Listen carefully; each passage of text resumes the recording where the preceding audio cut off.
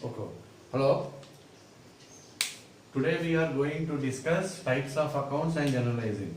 Types of accounts అంటే ఏంటి, generalise ఎలా చేస్తాము అనే దాని మీద ఫర్దర్ క్లారిటీ అంటే మనకు ఇంకా కొంచెం క్లియర్గా దీన్ని అర్థం చేసుకోవడానికి ఫస్ట్ మనం తెలుసుకోవాల్సింది ఏంటి అంటే టైప్స్ ఆఫ్ అకౌంట్స్ అనేది మనం తర్వాత చూద్దాం. జనరలైజ్ చేసేటప్పుడు ఫాలో కావాల్సిన రూల్స్ ఏంటి,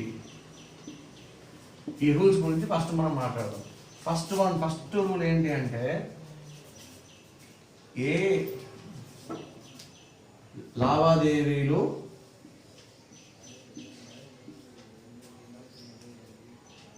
ఒక ట్రాన్సాక్షన్లో ఇన్వాల్వ్ అవుతున్నాయి, ఏ లావాదేవీలు ఒక ట్రాన్సాక్షన్లో ఇన్వాల్వ్ అంటే భాగస్వామ్యం అవుతున్నాయి, ఇన్వాల్వ్ అవుతున్నాయి.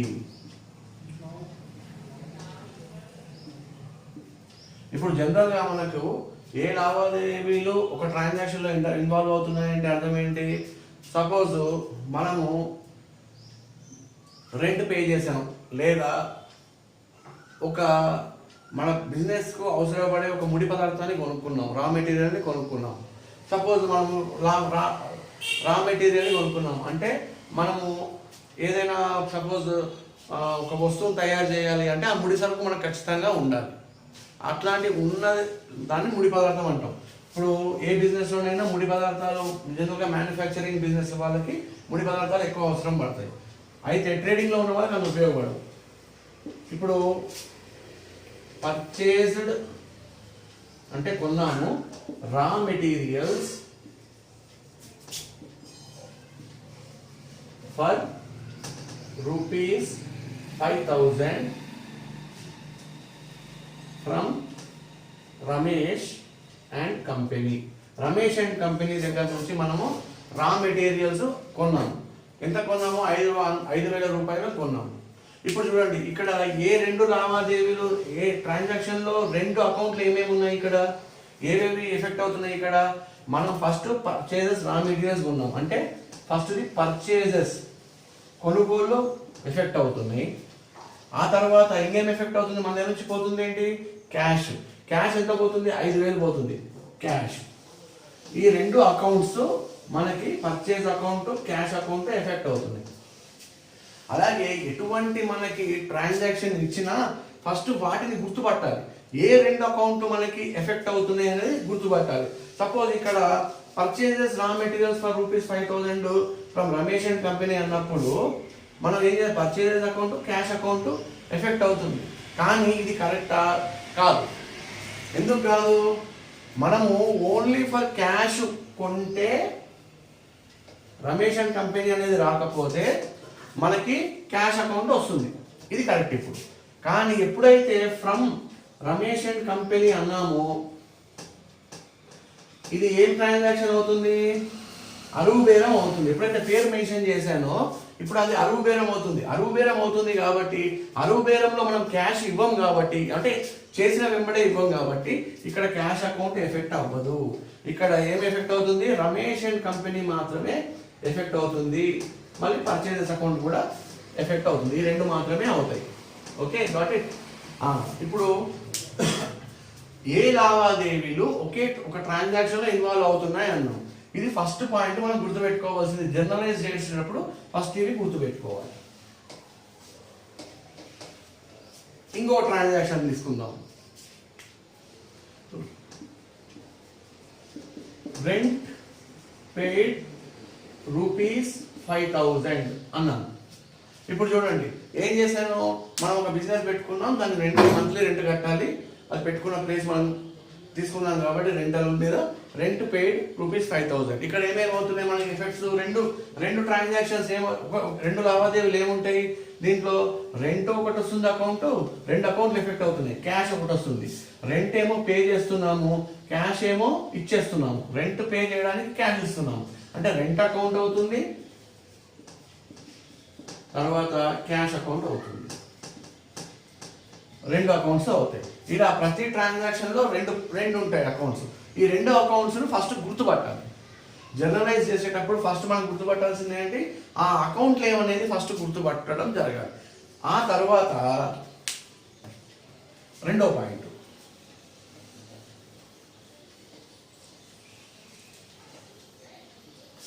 రెండో పాయింట్ ఏంటి, ఇదే జనరల్ దీంట్లోనే రెండో పాయింట్ ఏంటంటే ఆ రెండు అకౌంట్లు ఏవైతే మనం గుర్తుపట్టామో ఆ రెండు అకౌంట్లు దేనికి సంబంధించిన అకౌంట్లు అంటే ఆ రెండు గుర్తుపట్టిన అకౌంట్స్ దేనికి సంబంధించిన, దేనికంటే ఇక్కడ ఏంటి అర్థము అంటే అవి రియల్ అకౌంట్కు సంబంధించినవా, నామినల్ అకౌంట్కు సంబంధించినవా, లేదా పర్సనల్ అకౌంట్కు సంబంధించినవా అనేది మనం ఫస్ట్ గ్రహించాలి. ఇవి గ్రహిస్తేనే మనం జనరల్ ఎంట్రీ రాయగలం.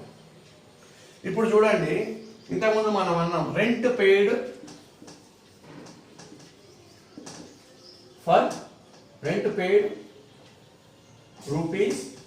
₹500 అన్నాం. ఇప్పుడు దీంట్లో రెంట్ అకౌంట్ ఇక్కడ వచ్చింది, క్యాష్ వచ్చింది, క్యాష్ అకౌంట్ వచ్చింది. ఇప్పుడు క్యాష్ అకౌంట్ ఏంటి, రెంట్ అకౌంట్ ఏంటి అనేది మీరు గుర్తించాలి. ఈ మూడిట్లలో ఏంటి చెప్పాను మీకు, క్యాష్ అకౌంట్ ఎప్పుడైనా కూడా రియల్ అకౌంట్, క్యాష్ ఎప్పుడైనా రియల్ అకౌంట్. రెంట్ అకౌంట్ ఏమవుతుంది, నామినల్ అకౌంట్ అవుతుంది. ఇప్పుడు రెంట్ ఏమో ఒకటి నామినల్ అకౌంట్ అయింది, క్యాష్ ఏమో ఒకటి రియల్ అకౌంట్ అయింది. ఇప్పుడు జనరలైజ్ దీనికి ఎలా రాస్తారు, ట్రాన్సాక్షన్ జనరలైజ్ ఎలా చేస్తారు దీంట్లో డెబిట్ క్రెడిట్ రూల్ చూడాలి. రియల్ అకౌంట్లో డెబిట్ రూల్ ఏంటి, డెబిట్ వాట్ కమ్స్ ఇన్, లోపలికి ఏది వస్తుందో అది డెబిట్, బయటికి ఏది వెళ్తుందో అది క్రెడిట్. అదే నామినల్ అకౌంట్లో ఏమవుతుంది, అన్ని ఖర్చులు అన్ని లాసులు కూడా డెబిట్ అవుతాయి, అన్ని ఆదాయాలు లాభాలు కూడా క్రెడిట్ అవుతాయి. ఇప్పుడు మీరు ఏ విధంగా అయినా చూసి రాసుకోవచ్చు. సపోజ్ నామినల్ అకౌంట్ చూసి రాసుకున్నారు అనుకోండి, నామినల్ అకౌంట్లో రెంట్ మనం తీసుకున్నామా ఇచ్చామా, రెంట్ మనం ఇచ్చామంటే ఏంటి, రెంట్ మనం ఖర్చు పెట్టాము, ఖర్చులన్నీ కూడా నామినల్ అకౌంట్లో ఏం చేయాలి, డెబిట్ చేయాలి. రెంట్ అకౌంట్ డేటా ఆ తర్వాత మన దగ్గర నుంచి ఏం పోయింది, ఇప్పుడు రియల్ అకౌంట్ చూసుకోండి, క్యాష్ అకౌంట్ ఏం చేయాలి, క్యాష్ మన దగ్గర వచ్చిందా పోయింది. మనకు క్యాష్ ఏంటి, రియల్ అకౌంట్లో మనం ఏం చూడాలి, మన లోపల వచ్చిందంతా మనం రియల్ అకౌంట్లో డెబిట్ చేయాలి, మన దగ్గర నుంచి పోయిందంతా కూడా మనము క్రెడిట్ చేయాలి. ఇక్కడ ఏం పోయింది, మనకి క్యాష్ పోయింది, కాబట్టి టు క్యాష్ అకౌంట్ అని రాసేసి ఇక్కడ 5000 ఇక్కడ 5000 రాసేస్తాం. ఇది రాసి ఒక నరేషన్ రాస్తాం, being rent paid for the month అని రాసుకుంటాం. ఏ మంత్ మనం పే చేస్తే ఆ మంత్ రాసుకుంటాం. ఇది జర్నల్ ఎంట్రీ. అంటే ఇప్పుడు మనం ఏం చూసుకున్నాము, దీంట్లో ఫస్ట్ ఏమేమి అకౌంట్స్ ఇన్వాల్వ్ అవుతున్నాయి అని చూసుకున్నాము. ఆ తర్వాత ఏం చేసాము, ఆ ఏ అకౌంట్లో దేనికి సంబంధించినవా అని చూసుకున్నాం, రియల్ అకౌంటా, నామినల్ అకౌంటా, పర్సనల్ అకౌంటా. ఆ తర్వాత వాటి రూల్స్ను అప్లై చేసాం. ఆ తర్వాత అది రూల్స్ను అప్లై చేసాం. మూడోది రూల్స్ను అప్లై చేసాం. రూల్స్ను అప్లై చేసిన తర్వాత దాని ప్రకారం ఆ అకౌంట్ను డెబిట్ చేయాలా క్రెడిట్ చేయాలా అనేది తెలుసుకున్నాం. ఓకే, ఇది జనరలైజేషన్లో మనం గుర్తుపెట్టుకోవాల్సినటువంటి కీలకమైనటువంటి అంశాలు అన్నమాట. ఓకే, నేను చెప్తున్నప్పుడే మీరు రాసుకుంటూ ఉండండి. తర్వాత క్లాస్ మళ్ళీ వినొచ్చు, మళ్ళీ ప్లే చేసుకుంటే వినొచ్చు. రాసుకోండి, మీరు కూడా బుక్లో రాసుకుంటే మీకు ఎప్పటికీ ఉంటుంది మీ చేతిలో. ఓకే,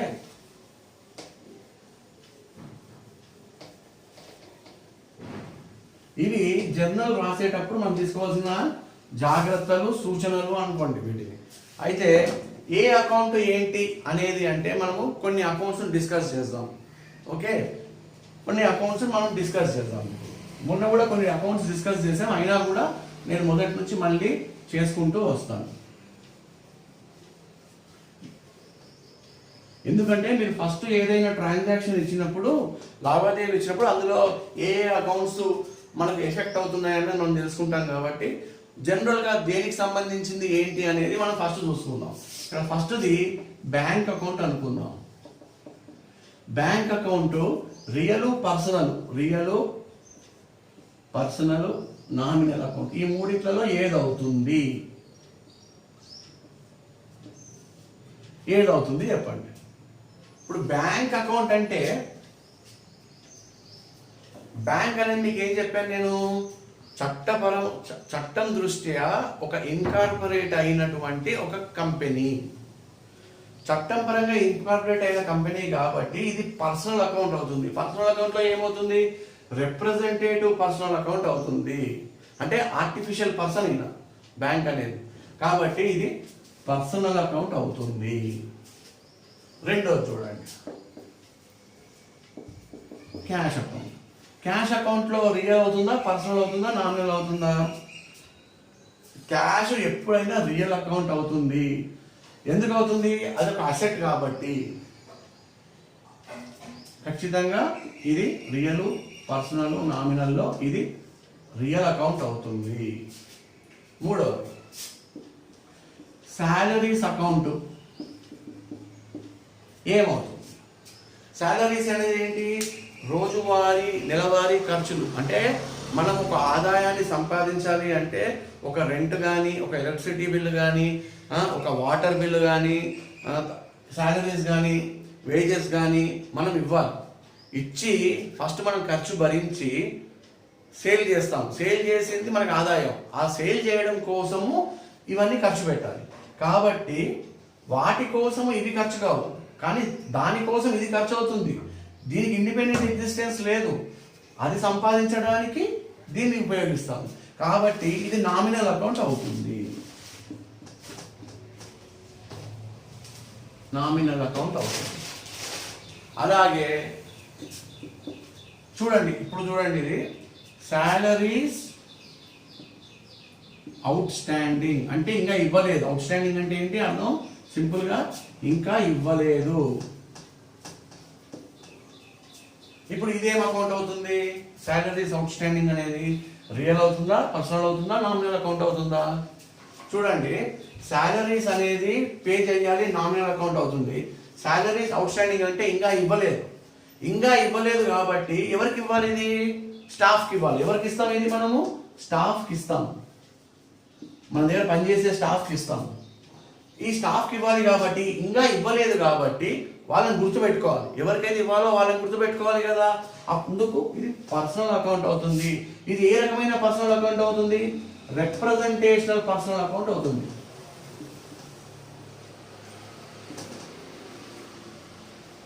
రిప్రజెంటేషనల్ పర్సనల్ అకౌంట్ అవుతుంది సాలరీస్ అవుట్ స్టాండింగ్ అనేది. ఓకే, నెక్స్ట్ది rent account, electricity account, wages account, insurance premium, నెలకి కట్టవలసినటువంటి ఇన్సూరెన్స్ ప్రీమియం అకౌంట్. ఇవన్నీ ఈ 4 ఒకటేసారి చెప్పేస్తున్నాను. ఈ 4 ఏమవుతాయి, రియల్, పర్సనల్, నామినల్లో ఏమవుతాయి ఇవన్నీ కూడా నెలకొచ్చే ఖర్చులు. ఇవన్నీ కూడా నెలవారీగా మనం కట్టుకోవాల్సినవి కాబట్టి ఇవన్నీ కూడా నామినల్ అకౌంట్ అవుతాయి. నెలవారీ ఖర్చులన్నీ కూడా నామినల్ అకౌంట్ కిందకి వస్తాయి. Okay, write down.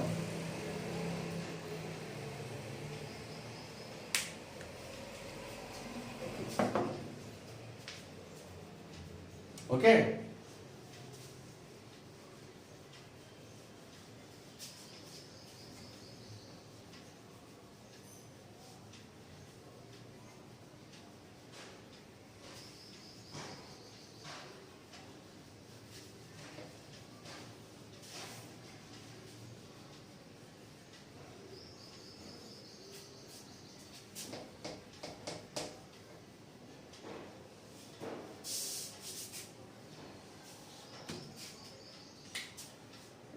ఆరోది purchases account. Real, personal, nominal. ఇది ఏ టైప్ అకౌంట్? పర్చేజెస్ చూడండి, పర్చేజెస్ కానీ సేల్స్ కానీ ఇవన్నీ అకౌంట్స్ ఏమవుతాయి, స్టాక్ కానీ ఇవన్నీ కూడా ఫైనాన్షియల్ అసెట్స్. ఏంటి, ఫైనాన్షియల్ అసెట్స్, రియల్ అసెట్స్ కావు. దీనికి రియల్ అసెట్స్కి తేడా ఉంది. రియల్ అసెట్స్లో cash, machinery, furniture, fixtures, building, land, plant ఇలాంటివి వస్తాయి. అయితే ఈ పర్చేజెస్ అనేది మన బిజినెస్లో రెగ్యులర్గా జరిగే వ్యవహారమే. ఇదంతా రెగ్యులర్గా జరిగే సంఘటనలే. పర్చేజ్ చేస్తుంటాము, అదే ముడి సరుకు కావచ్చు, ఫైనల్ గుడ్ కావచ్చు. ట్రేడింగ్ వాడు ఫైనల్ గుడ్ని పర్చేజ్ చేస్తాడు. అంటే ఒక కిరాణా కొట్టువాడు ఎక్కడ పర్చేజ్ చేస్తాడు? తయారయ్యి వచ్చేదాన్ని కొంటాడు, కొనుగోలు చేస్తాడు తప్ప వాడు తయారు చేయడు. అదే సపోజ్ కోల్గేట్ కంపెనీ ఉంది. కోల్గేట్ కంపెనీ ఏం చేస్తుంది? తయారు చేస్తుంది. సో ఇక్కడ గుర్తుపెట్టుకోవాల్సింది ఏంటి అంటే ఈ పర్చేజెస్ అనేది అది రా మెటీరియల్ బేస్డ్ అయినా ఫైనల్ గుడ్ అయినా, అంటే ఫైనల్ గుడ్ అంటే తయారైన వస్తువు అని, ఫైనల్ గుడ్స్ అయినా రెండింటికి కూడా బిజినెస్లో రెగ్యులర్గా జరిగే సంఘటనలే. కాబట్టి ఇవి రియల్ అసెట్స్ కావు, ఇది ఫైనాన్షియల్ అసెట్స్. పర్చేజెస్ అనేవి ఫైనాన్షియల్ అసెట్స్ కింద ట్రీట్ చేస్తాం. ఈ ఫైనాన్షియల్ అసెట్స్ అన్నీ కూడా నామినల్ అకౌంట్ కిందకి వస్తాయి. ఎందుకు అంటే ఈ నామినల్ అకౌంట్స్ బిజినెస్ మన ఫైనాన్షియల్ ఇయర్ స్టార్ట్ అయ్యేది ఏప్రిల్ 1 మార్చి 31 అయిపోతుంది కదా వచ్చే సంవత్సరము. అయితే ఈ ఇయర్ మధ్యలో మనం అన్ని పర్చేస్ చేస్తూ ఉంటాము, అమ్ముతూ ఉంటాము కూడా. కాబట్టి ఇయర్ మధ్యలో జరిగే రెగ్యులర్ సంఘటనలు అన్నీ కూడా నామినల్ అకౌంట్ కిందకి వస్తాయి. ఓకే, ఇప్పుడు చూడండి.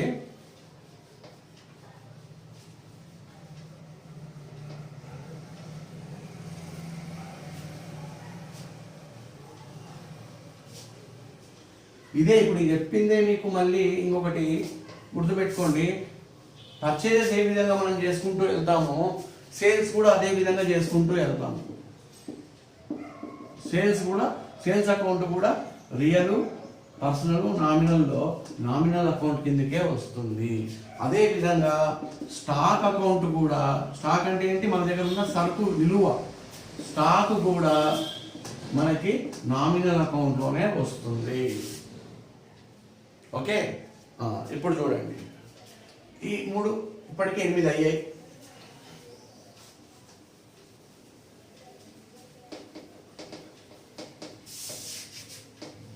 ఫస్ట్ మనం ఈ అకౌంట్స్ గురించి ఎందుకు తెలుసుకుంటున్నాము, ఏ అకౌంట్ ఏంటని? మనకి ఎన్నో ఎంట్రీస్ ఉంటాయి, ఎన్నో లావాదేవీలు, ఎన్నో కార్యకలాపాలు జరుగుతాయి బిజినెస్లో. వాటన్నిటిని చూడగానే ఈజీగా గుర్తుపెట్టుకోవడానికి, ఈజీగా జర్నలైజ్ చేసి ఎంట్రీ రాయడానికి జర్నల్లో మీకు ఈ నాలెడ్జ్ మీకు ఉపయోగపడుతుంది చాలా. 9వ చూద్దాం.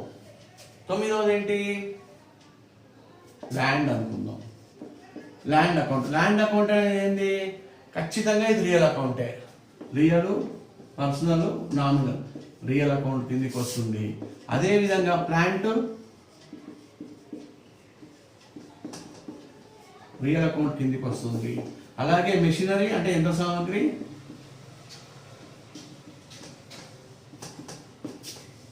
రియల్ అకౌంట్ కిందకి వస్తుంది. అలాగే buildings real, personal, nominal account కిందకి వస్తుంది. ఇవన్నీ కూడా మనం దేనికి ఉపయోగిస్తాము?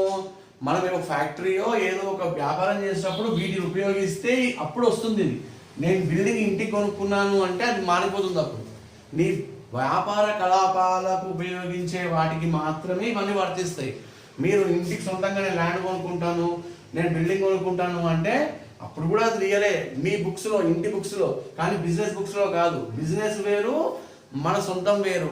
మనము ఎప్పుడైనా బిజినెస్లో మనం అకౌంట్స్లో గుర్తుపెట్టుకోవాల్సిన అతి ముఖ్యమైనటువంటి విషయం ఏంటి అంటే ఓనర్ ఎవరైతే యజమాని ఉంటాడో వాడు డిఫరెంట్ ఫ్రమ్ బిజినెస్. మన వ్యాపారానికి ఓనర్కి సంబంధము లేదు, లెక్క విషయంలో సంబంధం లేదు. ఈయన ఇన్వాల్వ్ అయి పని చేయొచ్చు ఇక్కడ, కానీ ఆ బిజినెస్లో ఆయన పెట్టుబడి పెట్టినా కూడా ఆయన బిజినెస్ ఎంటిటీని వేరుగా చూడాలి, ఆయన సొంతాన్ని వేరుగా చూడాలి. ఇదేమో సొంత సెల్ఫ్ అన్నమాట, ఇదేమో బిజినెస్ అన్నమాట. ఒక బిజినెస్లో లాభం వచ్చిందో లేదో అంటే బిజినెస్లో ఏమి ఖర్చు అయ్యింది, బిజినెస్లో ఇన్కమ్ ఎంత జనరేట్ అయ్యింది, బిజినెస్లో లాభం ఎంత వచ్చిందో చూడాలి తప్ప ఈయనకు వేరే విధంగా కూడా లాభాలు వచ్చి ఉండొచ్చు కదా, వేరే విధంగా కూడా ఆదాయం ఉండొచ్చు కదా, దాన్ని తీసుకెళ్ళి నడవని బిజినెస్లో డబ్బులు పెట్టి నా బిజినెస్ బ్రహ్మాండంగా నడుస్తుందని చెప్పుకుంటే వాడు నాశనం అయిపోతాడు, అంటే లాస్ అయిపోతాడు. ఓకే, కాబట్టి ఎప్పుడైనా మనం గుర్తుపెట్టుకోవాల్సింది ఏంటి, ఇక్కడ owner is different from business. అలా చూసుకున్నప్పుడు బిల్డింగ్ అనేది దేనికి ఉపయోగించాడు, ఇవన్నీ కూడా ల్యాండ్ కానీ, ప్లాంట్ కానీ, మెషినరీ కానీ, బిల్డింగ్ కానీ దేనికి ఉపయోగిస్తున్నాడు, వ్యాపార నిమిత్తం, తన వ్యాపార నిమిత్తాన్ని ఉపయోగించుకుంటున్నాడు. కాబట్టి ఈ 4 కూడా రియల్ అకౌంట్ కిందకి వస్తాయి. ఓకే, ఇప్పుడు ఇంకో దానికి వస్తాం, 13.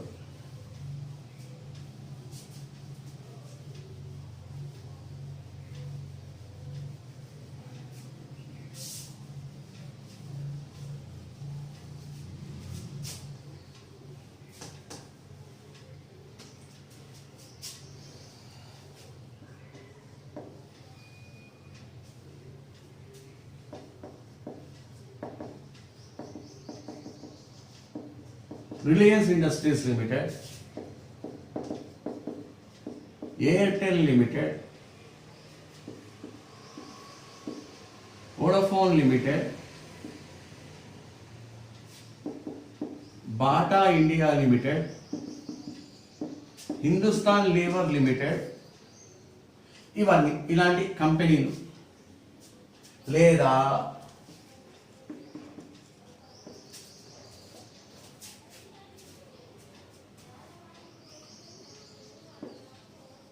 రమేష్ అండ్ కంపెనీ, ధనుంజయ్, స్మిత,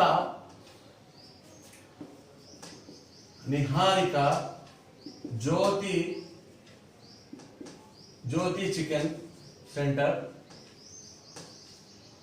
ఇవన్నీ తీసుకుందాం. ఇవేమో లిమిటెడ్ అనేటివన్నీ కూడా కంపెనీలు, పబ్లిక్ లిమిటెడ్ కంపెనీలు. ఇవేంటి, రమేష్ అండ్ కంపెనీ, ఇది ఏది ఉండొచ్చు, ఇది పార్ట్నర్షిప్ అయి ఉండొచ్చు, లేదా సోల్ ప్రొపరేటర్ అయి ఉండొచ్చు, లేకపోతే కంపెనీ లిమిటెడ్ అయ్యే కంపెనీ అయితే కాదు. ఇలా లిమిటెడ్ కంపెనీ ఖచ్చితంగా లిమిటెడ్ అని ఉంటుంది. ప్రైవేట్, ఇది ఇండియా లిమిటెడ్ అన్నాను అంటే ఇది లిమిటెడ్ కంపెనీ అని అర్థం, ప్రైవేట్ అనలేదు. ఇక్కడ చూడండి, రమేష్ అండ్ కంపెనీ అన్నాను, స్మిత ప్రైవేట్ లిమిటెడ్ అన్నాను అనుకుందాం. ఇక్కడ ఇదేమవుతుంది, ప్రైవేట్ లిమిటెడ్ కంపెనీ అవుతుంది. ఈ ధనంజయ్ అన్నాను అనుకోండి, సింగిల్ ప్రొపరేటర్ అవుతాడు. రమేష్ అండ్ కంపెనీ పార్ట్నర్షిప్ అయి ఉండొచ్చు. నిహారిక ఏంటి, ఇది కూడా సోల్ ప్రొపరైటర్, అంటే సింగిల్, ఒకటే యాజమాన్యం ఉండదు, ఇది కూడా సింగిల్ అన్నమాట. అయితే ఇలా మీకు ఏదైనా కనబడితే ఇవేమవుతాయి, ఇవన్నీ అకౌంట్స్ కూడా all belong to personal accounts. ఈ ఎయిర్టెల్ రిలయన్స్ అకౌంట్ అయినా సరే, ఈ అకౌంట్ అయినా సరే, ఈ అకౌంట్ మొత్తం మీద ఎన్ని అకౌంట్లు ఓపెన్ చేసినా మీరు ఇవన్నీ పర్సనల్ అకౌంట్స్ అవుతాయి. పర్సనల్ అకౌంట్స్ లో తేడాలు ఉన్నాయి. ఇక్కడ ఏం తేడాలు ఉన్నాయి, ఇవి ఆర్టిఫిషియల్ కంపెనీస్, ఇవన్నీ ఆర్టిఫిషియల్ పర్సన్స్, ఇవన్నీ ఆర్టిఫిషియల్. ఏవైతే లిమిటెడ్ అన్నానో, ప్రైవేట్ లిమిటెడ్ కానీ పబ్లిక్ లిమిటెడ్ కానీ, చట్టం దృష్టిలో ఒక కృత్రిమమైనటువంటి వ్యక్తులు. కానీ ఇక్కడ వీళ్ళు కృత్రిమమైన, ఇది కూడా కృత్రిమమైన వ్యక్తి, దీన్ని ఫర్మ్ అంటారు. పార్ట్నర్షిప్ ఎప్పుడైనా ఫర్మ్ అంటారు. మిగతా ఇవన్నీ ఉన్నాయి, వీళ్ళందరూ కూడా సహజమైన వ్యక్తులు కాబట్టి వీళ్ళు కృత్రిమమైన వ్యక్తులు కాదు. ఇవన్నీ కూడా మీకు పర్సనల్ అకౌంట్లోనే వస్తాయి. ఈ పర్సనల్ అకౌంట్ రూల్ ప్రకారం వీటిని మనము డెబిట్ క్రెడిట్ చేసుకోవాలి. ఏ విధంగా డెబిట్ ఏం చేస్తాము పర్సనల్ అకౌంట్లో, debit the receiver, credit the giver. Rule కదా, మన గోల్డెన్ రూల్ కదా. అంటే లబ్ధి పొందిన వాడిని డెబిట్ చేసుకోవాలి, లబ్ధి ఇచ్చిన వాడిని క్రెడిట్ చేయాలి. ఇది మనము పర్సనల్ అకౌంట్స్ లో వచ్చే ఎగ్జాంపుల్స్. ఇంకా ఉన్నాయి.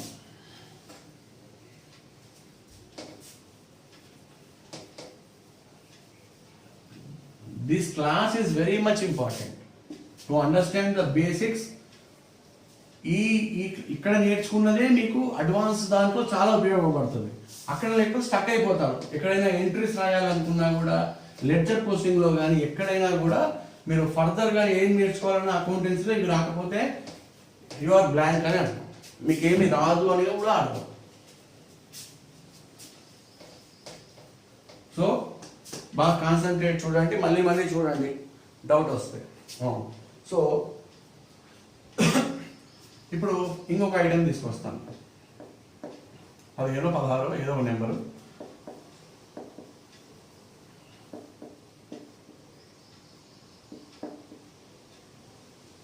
బిల్స్ రిసీవబుల్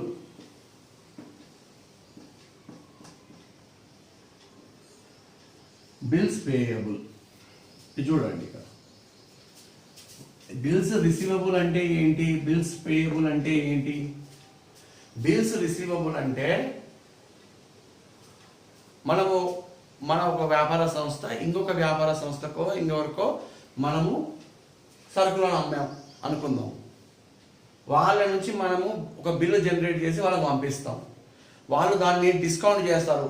ఆ డిస్కౌంట్ ఏంటనేది తర్వాత బిల్స్ ఆఫ్ ఎక్స్చేంజ్లో వస్తుంది. మనకు వాడు ఒక బిల్లు జనరేట్ చేసి మనం పంపిస్తాము, వాడు ఏం చేస్తాడు, ఆ బిల్లును తీసుకెళ్ళి ఎక్కడనో డిస్కౌంట్ చేసుకొని మనకు డబ్బులు పంపుతాడు. అయితే మనకు ఈ బిల్స్ రిసీవబుల్, బిల్స్ ఏవైతే రిసీవబుల్ ఉన్నాయో ఈ బిల్స్ను మనము కొంతకాలం అయిపోయిన తర్వాత అవి మనకు వస్తాయి, ఒక టైం పీరియడ్ అయిన తర్వాత మనకు వస్తాయి, ఒక 3 నెలల టైంలో వస్తాయి. అవి ఇంకా రావాలి, ఇంకా రాలేదు. ఈ రావి అన్నీ కూడా రాలేనివి అన్నీ కూడా అట్లాగే మనం పే చేసేవి ఉంటాయి. బిల్స్ పేయబుల్ అంటే మనం కట్టేవి, ఇవి మనకు వచ్చేవి, ఇండైరెక్ట్గా డబ్బులు వచ్చేవి, డబ్బులు పోయేవి. ఇది మనం కొనుక్కున్నవి, ఇవి మనం అమ్మితే మనకు వచ్చేవి అనుకుందాం. ఇప్పుడు ఇవన్నీ కూడా ఏ టైప్ ఆఫ్ అకౌంట్స్ కింద ట్రీట్ చేస్తారు మీరు? మనము బిల్స్ రిసీవబుల్ అన్నప్పుడే మీరు ఒకటి అర్థం చేసుకోండి, ఎవరి నుంచి రిసీవ్ చేసుకుంటాం, మనము ఎవరికైతే అమ్ముతామో వాళ్ళ నుంచి రిసీవ్ చేసుకుంటాం. అంటే సమ్ పార్టీ ఉంది అక్కడ, సమ్ కంపెనీయో సమ్ ఇండివిజువల్లో ఎవరో ఒకళ్ళు ఉన్నారు అక్కడ, ఇంకొక వ్యాపారవేత్తలో ఎవరో ఉన్నాడు, మన వస్తువులు అవసరం వెళ్ళి తీసుకెళ్ళాడు, మన వస్తువులు అమ్ముకుంటున్నాడు. ఆయన అమ్ముకున్నాడు, మనకి ఇబ్బంది లేదు, మన ప్రాఫిట్ మనకు వస్తే చాలు, మన డబ్బులు మనకు వస్తే చాలు. అయితే ఇవి ఇంకా రాలేదు. రానప్పుడు మనం ఎవరిని గుర్తుపెట్టుకుంటాము? ఎవరికైతే ఇచ్చామో వాళ్ళని గుర్తుపెట్టుకుంటాము. ఓకేనా? ఇప్పుడు మనం దీన్ని మహమ్మద్ బాషాకి ఇచ్చాము అనుకుందాం. మహమ్మద్ బాషా అండ్ కంపెనీకి మనం అమ్మాము కొన్ని సరుకులు అమ్మాము, కానీ ఆయన మనకి ఎటువంటి డబ్బులు ఇవ్వలేదు. ఇంకా ఈ డబ్బులు ఇవ్వనప్పుడు మనకి ఏమవుతాడు? ఆయన డెటార్ అవుతాడు. ఏం డెటార్ అవుతాడు? వ్యాపార నిమిత్తం, సరుకుల నిమిత్తం కాకపోతే ట్రేడ్ డెటార్ అవుతాడు. ఆయన నుంచి మనకు డబ్బులు రావాలి. ఎంత రావాలి? ఎంతో అమౌంట్ రావాలి. అది మనకు రిసీవబుల్. కాబట్టి మనం ఇక్కడ ఎవరిని గుర్తుపెట్టుకుంటాము? మనకు క్యాష్ ఒకవేళ ఆయన ఇచ్చుంటే మనం ఎందుకు గుర్తుపెట్టుకుంటాం? మనం ఎందుకు గుర్తుపెట్టుకోవాల్సిన అవసరం లేదు. మనకి ఎప్పుడైతే నగదు మనం ఎప్పుడైతే మన అమ్మగానే మనకు డబ్బులు ఇచ్చేసాడో ఆ వ్యక్తిని మనం గుర్తుపెట్టుకోవాల్సిన అవసరం ఏమాత్రమూ లేదు. కాబట్టి ఇక్కడ క్యాష్ రాదు. క్యాష్ ఎప్పుడు వస్తుంది? మనకు రియలైజ్ అయ్యి మన చేతిలో పడితేనే కదా క్యాష్ వచ్చేది. ఆయన మనకి ఇంకా డబ్బులు ఇవ్వలేదు కాబట్టి ఆయన పేరును మనం ఖచ్చితంగా గుర్తుపెట్టుకోవాలి. ఎందుకు అంటే రేపు పొద్దున మనకు డబ్బులు రాకపోతే ఎవరిని అడగాలి? ఈయననే అడగాలి. కాబట్టి మనము 3 నెలల క్రితమే ఈ అకౌంట్ రాసుకొని ఆయన లెడ్జర్లో ఆయన పోస్టింగ్ చేసుకుంటాం. అంటే ఇక్కడ నుంచి ఆయన లెడ్జర్ చూడగానే మనకు అనిపిస్తుంది, ఈయన నుంచి మనకి ఇంకా ఇది రాలేదు, ఈయన నుంచి మనకి ఇంకా రావాలి అని గుర్తుంటుంది. కాబట్టి ఇది ఖచ్చితంగా పర్సనల్ అకౌంటే అవుతుంది. అలాగే మనము పే చేయడం, మనం ఏదైతే మనం కొనుక్కున్నామో మనం ఇంకా డబ్బులు కట్టాలో, మనకు 3 నెలలు టైం ఉంది ఇంకా కట్టడానికి. మనం కట్టడానికి కూడా మనం పార్టీని గుర్తుపెట్టుకోవాలి. మనము ఎవరి దగ్గర సరుకు తీసుకొచ్చామో మనం ఎవరికి డబ్బులు కట్టాలి. ఇక్కడ మిస్టర్ శాంసంగ్ అండ్ కంపెనీ దగ్గర నుంచి మనం ఏదో వస్తువు కొనుక్కున్నాం. శాంసంగ్ అండ్ మెస్సర్స్ అంటారు, మెస్సర్స్ శాంసంగ్ అండ్ కంపెనీ దగ్గర నుంచి మనం ఏం చేసాము? సరుకు తెచ్చుకున్నాము, కానీ డబ్బులు ఇవ్వలేదు. మనం పేయబుల్, మనం బిల్స్ మనం పే చేయాలి. కాబట్టి ఈయన బదులు మనం ఇంకోరికి డబ్బులు ఇచ్చేస్తే ఇచ్చేవాడు హ్యాపీగా తీసుకుంటాడు, ఏ లెక్క లేకున్నా. కానీ శాంసంగ్ వాడికి ఇచ్చినట్టుగా మనకు ప్రూఫ్ ఉండాలి కదా. వాడికి ఇవ్వాలంటే వాడికే చెందాలి కాబట్టి డబ్బులు వాడికి కూడా ఒక అకౌంట్ ఓపెన్ చేస్తాం. ఎక్కడైతే మీకు పేరు ఇలా కనిపించిందో ఇది కూడా పర్సనల్ అకౌంట్ కిందకే వస్తుంది. ఓకే, లాజిక్ అర్థమైంది కదా మీకు? You need to understand the logic. మీకు లాజిక్ అర్థం కావాలి. నా తపన ఎవరిదైనా చెప్పేవాళ్ళ తపన ఏముంటుంది అంటే హార్డ్గా ఇది అయిపోతుంది, ఇది అయిపోతుంది, రెంట్ అంటే నామినల్ అయిపోతుంది అని గుడ్డిగా చెప్పడం కాదు. ఎందుకు అవుతుంది అంటే రీజన్ మీరు చెప్పగలగాలి, అప్పుడు మీకు సబ్జెక్ట్ చేరినట్టు. Okay, right.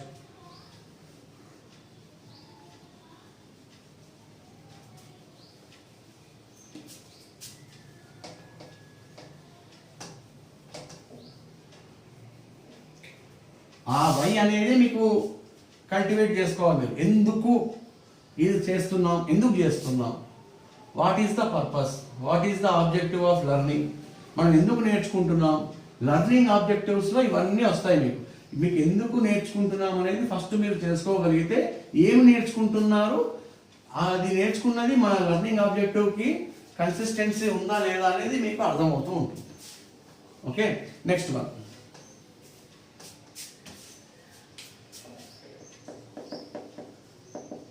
Discount account. ఇది కూడా మనకు తరచు తారసపడుతుంది మనకు అకౌంట్స్లో. ఈ డిస్కౌంట్ అనేది 2 రకాలు ఉంటుంది, 2 టైప్స్ ఉంటుంది. మొదటిది మనము డిస్కౌంట్ ఇవ్వడం. మనం డిస్కౌంట్ ఇచ్చిన దాన్ని ఏం చేస్తాం, డిస్కౌంట్ అలౌడ్ అంటాం. మనము డిస్కౌంట్ తీసుకున్నాం అనుకుందాం, డిస్కౌంట్ రిసీవ్డ్ అంటాం. ఇప్పుడు ఈ 2 రకాలు ఉంటుంది. ఇది ఏ రకమైనటువంటి అకౌంట్, పర్సనలా, రియలా, పర్సనలా, నామినల్, చెప్పండి.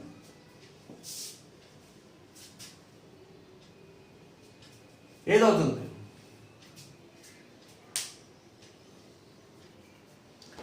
ఎప్పుడు డిస్కౌంట్ ఇస్తాము మనము, అలో ఎప్పుడు డిస్కౌంట్ ఎప్పుడు రిసీవ్ చేసుకుంటాము? సాధారణ వ్యాపార కలాపాలలో మనం పర్చేజ్ చేసినప్పుడు కానీ, మనం పర్చేజ్ చేసినప్పుడు ఏం చేస్తాము, కొంచెం తక్కువ కమ్మురా బాబు, కొంచెం డిస్కౌంట్ ఇవ్వవు అని అడుగుతాం. ఏదైనా వస్తువు కొంటే అడగము మనం, కొంచెం డిస్కౌంట్ ఇవ్వండి సార్ అని. అలాగే మనం అమ్మినప్పుడు అవతల వ్యక్తి అడుగుతాడు కదా, అలాగే మాకేదైనా డిస్కౌంట్ ఇస్తారా మాస్టర్ అని అడుగుతారు కదా. అలాగే రెగ్యులర్ రోజువారీ చేసే వ్యాపార కలాపాలలో మనము ఈ డిస్కౌంట్ను ఎక్కువగా వాడుతుంటాం.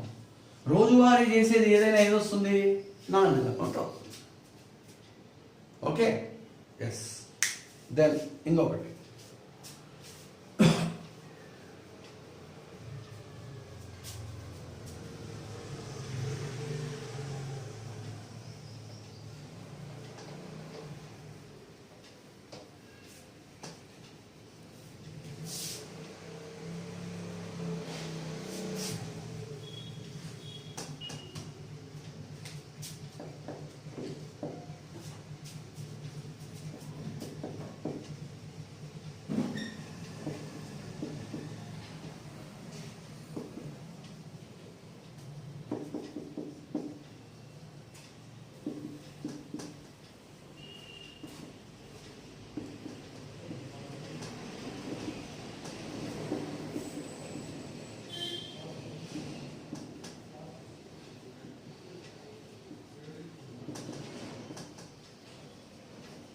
చూడండి 3 డిఫరెంట్ రకాలు.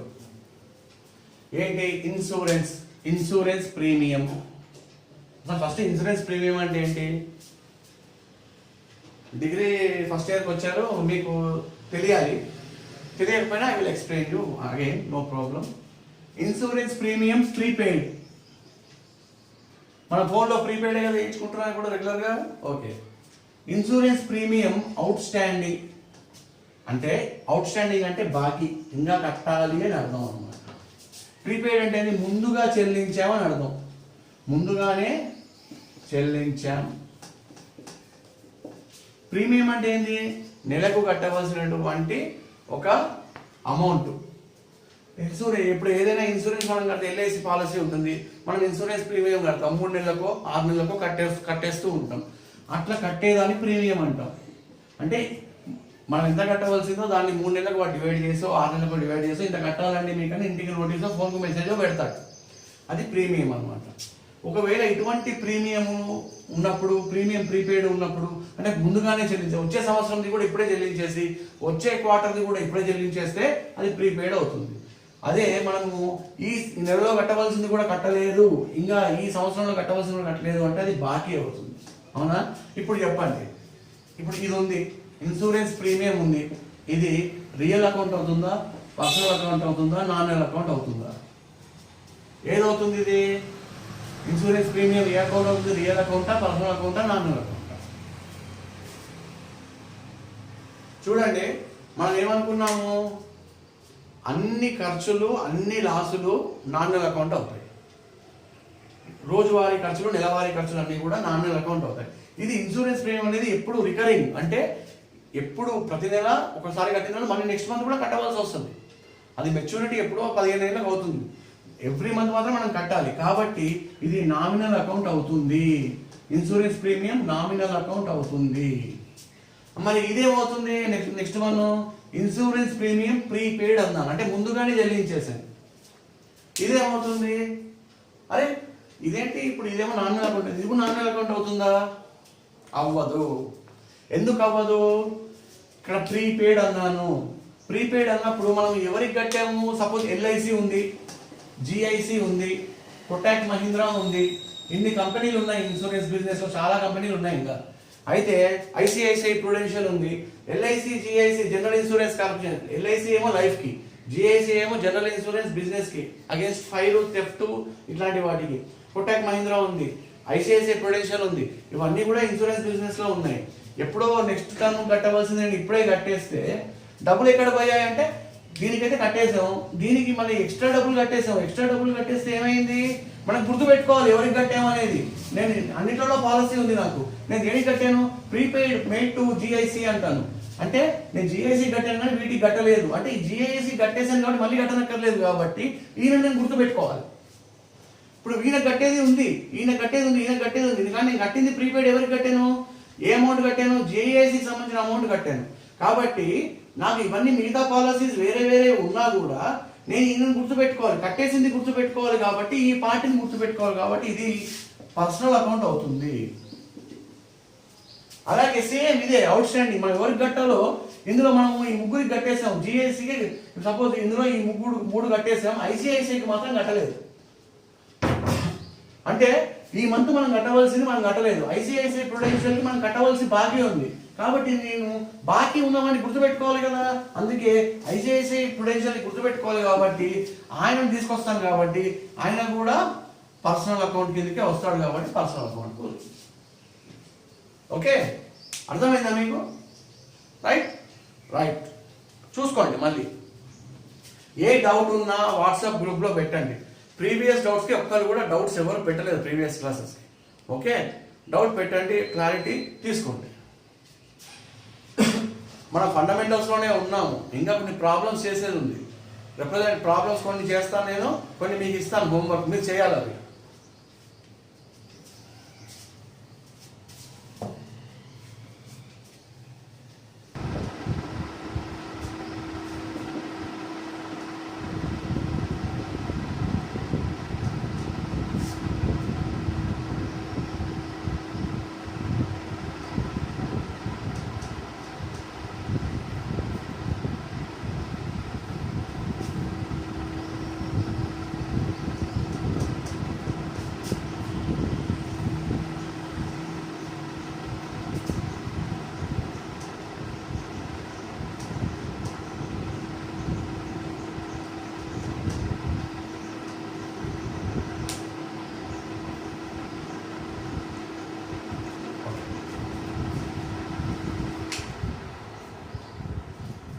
సో ఇప్పుడు ఇవి చూడండి, good will account, patents, copy rights, trade marks,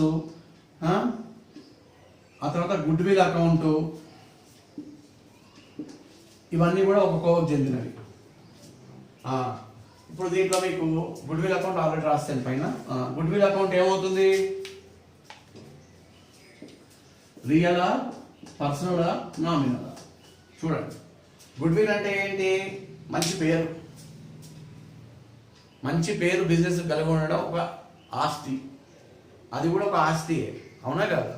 ఆస్తి కాబట్టి రియల్ అకౌంట్ అవుతుంది. అలాగే పేటెంట్స్, కాపీ రైట్స్ దేనికి ఇస్తాము? మ్యూజిక్కి, సినిమాలకి, వీటికి కాపీ రైట్స్ ఉంటాయి. నేను కొత్త సినిమా తీసాను బాహుబలి, అప్పుడే టీవీకి ఇవ్వను, అంటే ఏ జెమినీ టీవీలో ఏ పండగ రోజు నేను ఇప్పుడే ఇవ్వను, నాకు డబ్బులు ఇస్తే మీకు ఇస్తాను, లేకపోతే ఇవ్వను. కాపీ రైట్స్ అనేవి నా చేతుల్లో ఉంటాయి. నేను ప్రొడ్యూసర్ని, బాహుబలి సినిమా ప్రొడ్యూసర్ని. నేనేం చేస్తాను, ఎవరికి ఇస్తాను కాపీ రైట్స్?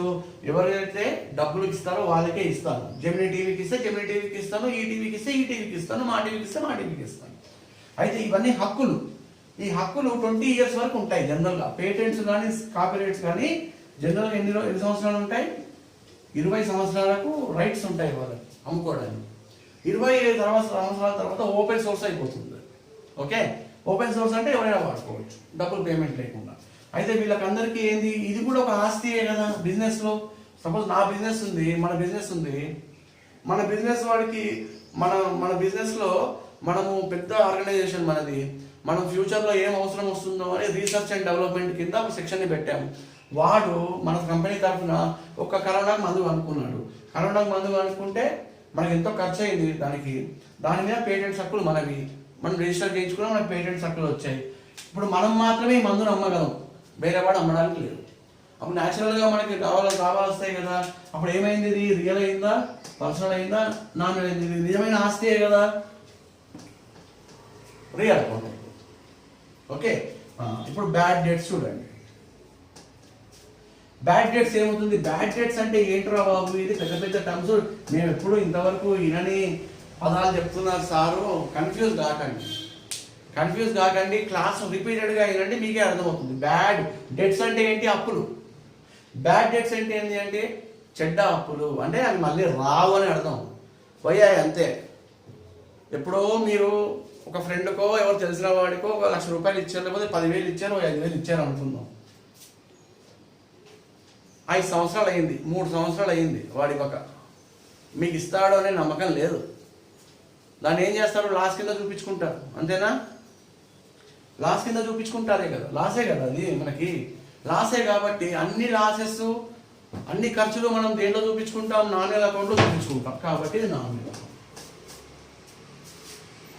ఓకే, అదే ఒకరోజు సర్ప్రైజ్గా ఒక 5 సంవత్సరాల తర్వాత వచ్చి, అరే సారీ మిత్రమా, నీ దగ్గర అప్పుడు నేను 1,00,000 రూపాయలు తీసుకెళ్ళాను, నీకు ఈ మధ్యకాలంలో ఇవ్వలేకపోయాను, నేను కూడా ఊర్లో లేను, నువ్వు కూడా నన్ను అడగలేదు, అడిగినా నేను ఇవ్వలేకపోయాను నీకు, ఇప్పుడు నా దగ్గర ఉన్నాయి 1,00,000 రూపాయలు ఉంచు, నీకు ఇచ్చినవి, I'm very sorry, but thanks for your money what you have given అన్నట్టుగా మాట్లాడాడు అనుకోండి, వచ్చి ఇచ్చాడు అనుకోండి. అప్పుడు ఏమవుతుంది? అది ఏమవుతుంది? బ్యాడ్ డెట్స్ రిసీవ్డ్ అంటే తీసుకుందాం, రియలైజ్డ్. ఇప్పుడు ఏమవుతుంది? ఏమొచ్చాయి నీకు? అప్పుడు డబ్బులు వచ్చాయి, క్యాష్ వచ్చింది నీకు, అవునా కాదా? డబ్బులు ఇచ్చాడా? ఇచ్చినప్పుడు అది రియల్ అకౌంట్ అవుతుందా? అది రియల్ అకౌంట్ అయిపోతుంది అప్పుడు. ఓకే, క్యాష్ వచ్చేసింది కదా, రియల్ అవుతుంది, క్యాష్ రియల్ అకౌంట్ కదా. అలా గుర్తుపట్టాలి, నేను చెప్పేది గుర్తుపట్టాలి. సపోజ్ నెక్స్ట్ చూడండి, ఇది తీసేస్తాను ఇక్కడికి.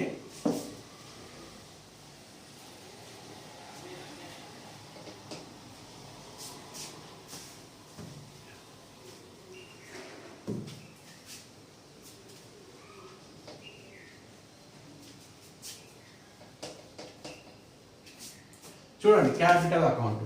క్యాపిటల్ అకౌంట్ ఏమవుతుంది? క్యాపిటల్ అంటే ఏంటి?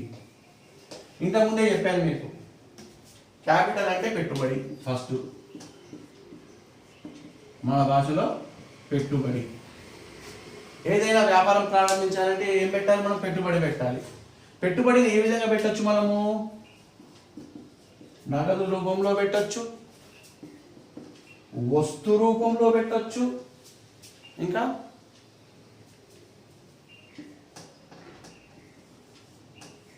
తెలివి అంటే నాలెడ్జ్ రూపంలో కూడా పెట్టచ్చు. ఈ 3 రూపాల్లో మనం పెట్టుబడి పెట్టచ్చు. ఇవన్నీ కూడా పెట్టుబడియే. ఇవన్నీ పెట్టుబడి పెట్టినప్పుడు ఎవరు పెడతారు పెట్టుబడి? ఓనర్ పెడతాడు. వీటికి ఎవరైతే ఓనర్ ఉంటాడో వాడు పెడతాడు, అవునా? ఈ పెట్టుబడి పెట్టినప్పుడు మనకు బిజినెస్లో ఏమొచ్చింది మనం చూసుకోవాలి. ఎందుకంటే మనం ఇంతకుముందు ఏమనుకున్నాం? Business is different from owner అనుకున్నాం. ఈ ఓనర్ పేరుని చేసేయండి, బిజినెస్ తీసుకురండి. బిజినెస్లో మనకి ఏమొచ్చింది? ఈ పెట్టుబడి వచ్చింది. బిజినెస్లో మనకి ఏ పెట్టుబడి వచ్చినా ఏంటి? నగదైనా, వస్తువైనా, తెలివైనా ఇవన్నీ కూడా ఏంటి? నాలెడ్జ్, మనకు ఆస్తులు. వీటిని ఏం చేయాలి? క్యాపిటల్ అకౌంట్ని డెబిట్ చేస్తాం. కాబట్టి ఇక్కడ ఏం చేస్తాం? దీన్ని క్యాపిటల్ అకౌంట్ ఏమవుతుంది? కానీ ఇచ్చింది ఎవరు? ఓనర్. ఓనర్ని క్రెడిట్ చేయాలి. ఇక్కడ ఎవరున్నారు? పర్సన్ ఉన్నారు. కాబట్టి ఇది పర్సనల్ అకౌంట్ అవుతుంది. రియల్ ఎస్టేట్ లోపలికి వచ్చింది బిజినెస్కి, కానీ క్రెడిట్ ఎవరిని చేస్తాం? ఓనర్ని చేస్తాం, టు ప్రొప్రైటర్. కాబట్టి పర్సన్ ఇన్వాల్వ్ అయి ఉన్నాడు కాబట్టి, క్యాపిటల్ తెచ్చింది పర్సన్ కాబట్టి ఆ పర్సన్ని గుర్తుపెట్టుకోవాలి కాబట్టి పర్సనల్ అకౌంట్ అవుతుంది. ఓకే, దెన్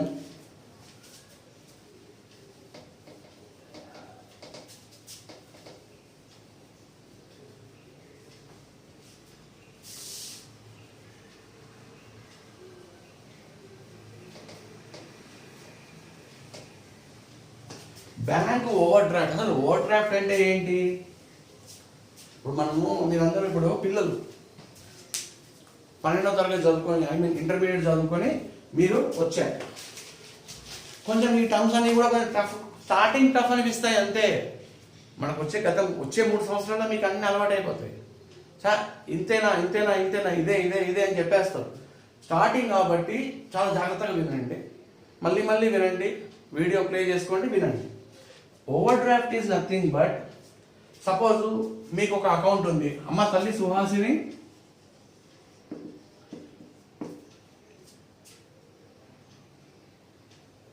నీకు నువ్వు ఇవ్వకపోయినా మీ నాన్నగారు ఎవరు డబ్బులు వేస్తుంటారు బ్యాంకులో నీ పేరు మీద. బ్యాంకులో నీకు డెబిట్ బ్యాలెన్స్ ఉంది. డెబిట్ క్రెడిట్ బ్యాలెన్స్లో బ్యాంకు వాడి దృష్ట్యా వాడు ఏం చేస్తాడు? నీ అకౌంట్ బ్యాంక్ వాడు మధ్యవర్తి మాత్రమే. ఓకే, నీకు బ్యాలెన్స్ చూపిస్తుంది. బ్యాలెన్స్ ఎంత ఉంది? నీకు 500 ఉంది, 5000 ఉంది నీకు. అలాగే మన కంపెనీకి 5 lakhs ఉంది అనుకుందాం బ్యాలెన్స్. బ్యాంకులో మనకి ఎంత ఉంది? 5 lakhs బ్యాలెన్స్ ఉంది కంపెనీకి. లేదా సుహాసినికి ఒక 5000 ఉంది బ్యాంకులో. అయితే సుహాసిని ఎంతవరకు డ్రా చేయగలదు? ఏటీఎంకి వెళ్తే ఎన్ని డబ్బులు వస్తాయి సుహాసినికి? 5000 మాత్రమే వస్తాయి. 5500 కొట్టి చూడండి, వస్తాయా? రావు. అలాగే మన కంపెనీకి 5 లక్షలు ఉన్నాయి. నా కంపెనీ నుంచి 5,50,000 చెక్ ఇస్తాడు. బ్యాంక్ వాడు ఇస్తాడా? ఇవ్వడు. ఎందుకు ఇవ్వడు? అరే బాబు, నీ దగ్గర బ్యాలెన్స్ ఉంది 5 లక్షలు, నువ్వు 5,50,000 ఇస్తే నేను ఎక్కడ నుంచి తెచ్చి ఇవ్వాలి, నేను ఎందుకు ఇస్తాను అంటాడు. ఉంటాడా? అనడా? అంటాడు. కాబట్టి ఇవ్వరు. కాబట్టి రెగ్యులర్గా వచ్చే కస్టమర్లు, రెగ్యులర్గా ఉండే కంపెనీలు, కస్టమర్లు, రెగ్యులర్ కస్టమర్స్కి ఇవ్వచ్చు. అంటే రోజువారీ వచ్చే కస్టమర్స్, రోజువారీ అంటే అకౌంట్ ఉన్న వాళ్ళు, రెగ్యులర్గా ట్రాన్సాక్షన్ చేసేవాళ్ళని అంటారు. రోజు వచ్చేవాడని కాదు. రెగ్యులర్ కస్టమర్స్కైనా ఇవ్వచ్చు, కంపెనీస్కైనా ఇవ్వచ్చు, పార్ట్నర్షిప్స్కైనా ఇవ్వచ్చు. ఎవరికైనా బ్యాంకు ఒక ఫెసిలిటీ ఇస్తుంది. ఏమిస్తుంది?